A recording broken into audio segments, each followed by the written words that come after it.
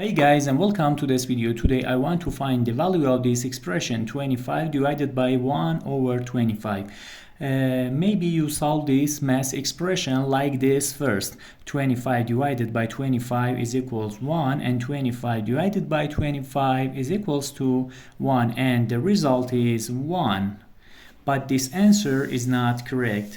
According to the rules of mathematics KCF, that is, keep first fraction, change division to multiplication, and flip the next fraction.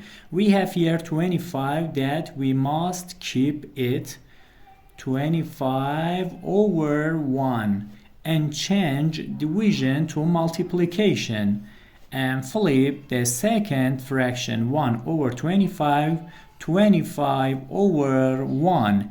Now we have here 25 times 25 in numerator, that gives us 625, and 1 times 1 in numerator, that gives us 1. So the result is, the final result is 625. Thank you for watching.